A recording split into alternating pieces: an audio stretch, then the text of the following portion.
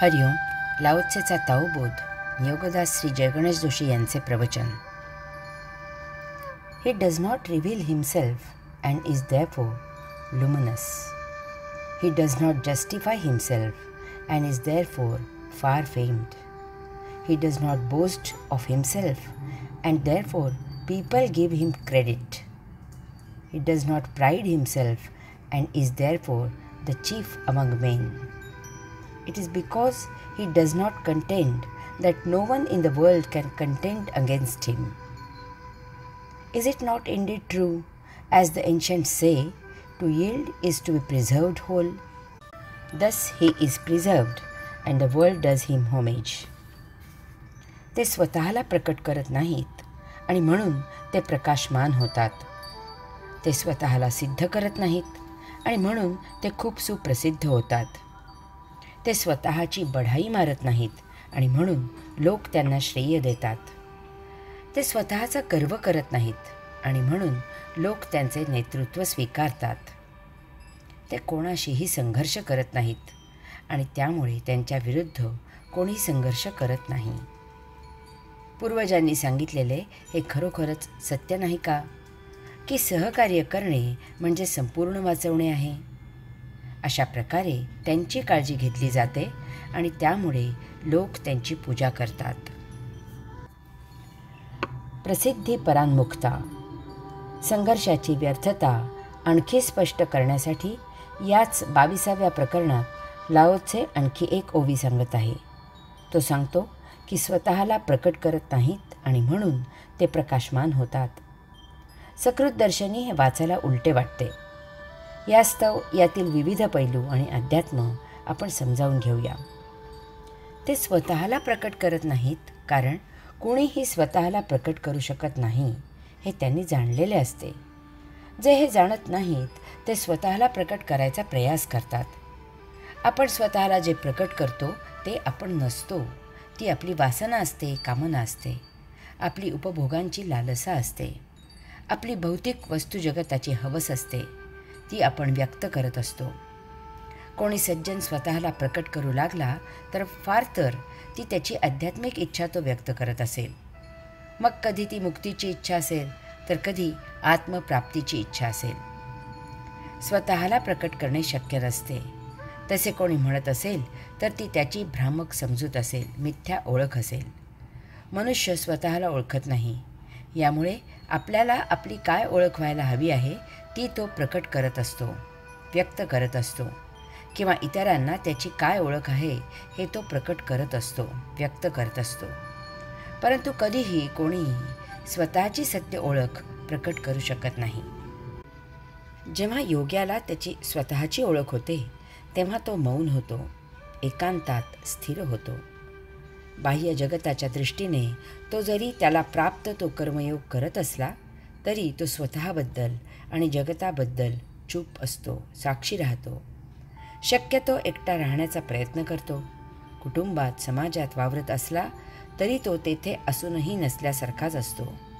कोणाच्या लक्षात येणार नाही अशा प्रकारे तो अव्यक्त राहतो.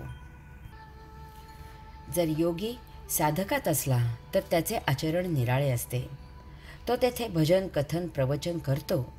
साधकांसमवेत परमात्म्याच्या सेवेत तल्लीन होतो. स्वतःला प्रकट न करता, व्यक्त न करता, स्वतःची ओळख न सांगता येथे तो आपोआप प्रकाशमान होतो. त्याच्या अंतःकरणातील तेजोमय दिवा प्रकाशतो. त्याची रसाळ वाणी साधकांना तल्लीन करते. येथे परमात्म्याच्या गोष्टी सांगितल्या जातात. परमात्म्याच्या यात्रेवर 4 पावले चालली जातात. त्याच्यातील प्रकाशात साधक यात्रा करतात.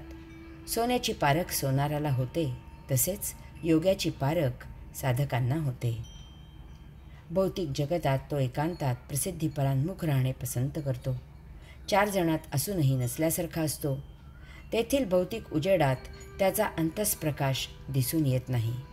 आजूबाजूच्यांना त्याची ही ओळख पारखता येत नाही. अशा ठिकाणी आपल्याला कोणी ओळखत नाहीत याचे योग्याला समाधान असते. प्रसिद्धीची हाव. अनेक जणांना प्रसिद्धीची हाव असते. सतत पुढे पुढे करायची सवय असते. समारंभात मिरवायची हौस असते. असे लोक फोटो काढायला अति उत्साहाने सर्वात पुढे असतात. हे लोक काहीही करून प्रसिद्धी मिळवायचा आटापिटा करत असतात. ज्याच्याकडे जे आहे ते तो प्रसिद्धीच्या बदल्यात देत असतो. श्रीमंत दान देतात, सौंदर्यवती कटाक्ष टाकत फोटो काढून देते. बुद्धिमान संदेश आणि स्वाक्षरी देतात, कलाकार कला सादर करतो, विदूषक काहीही करून त्याच्याकडे लक्ष वेधून घेतो. लोकही अशांचा पुरेपूर फायदा घेतात.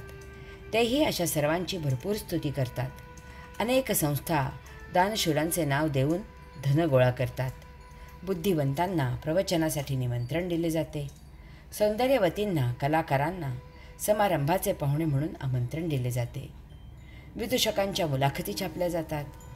अशा प्रकारे संयोजक गर्दी जमवतात आणि समारंभ साजरा करतात. यात राजकारणी सर्वात पुढे असतात. ते गर्दीमधून धक्काबुक्की करतात, घुसाघूस करतात आणि व्यासपीठावर पोहोचतात. तेथे पोहोचले की माईकचा ताबा घेऊन लोकांना शांतता राखा, गर्दी करू नका, धक्काबुक्की करू नका, घुसाघूस करू नका, रांगेने पुढे या, शिस्त पाळा असे आवाहन करतात. कोणीही न सांगता सभेचे नियोजन करू लागतात. फोटो काढताना बेधडक पुढाऱ्याचे जवळ त्याला खेटून उभे राहतात. सर्वांकडे सुहास्य वदनेने पाहून ओळख देतात. जो तो म्हणतो की ओळखीचा वाटत नाही, परंतु असेल पुढाऱ्यांचा कोणीतरी.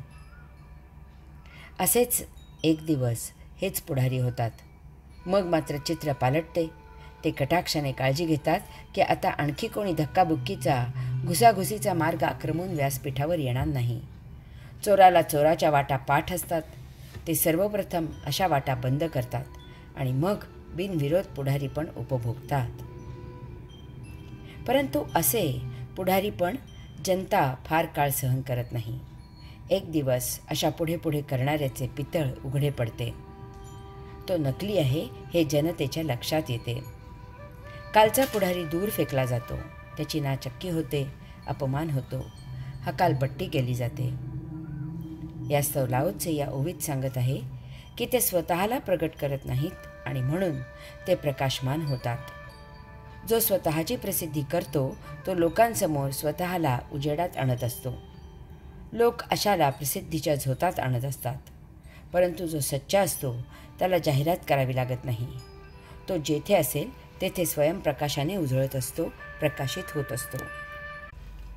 सूर्याला प्रसिद्धी करावी लागत नाही, तो प्रकाशित होतो. लोक त्याला पाहतात. त्याला पाहायला लोकांना आणखी कोणत्या दिव्याची गरज भासत नाही. योगी असेच आहेत. ते स्वयंप्रकाशित आहेत. त्यांना प्रसिद्धीच्या कुबड्या द्याव्या लागत नाहीत. लोक त्यांच्याकडे आकृष्ट होतात. यामुळे ते जनतेत प्रसिद्ध होतात, प्रकाशित होतात. हरि ओम.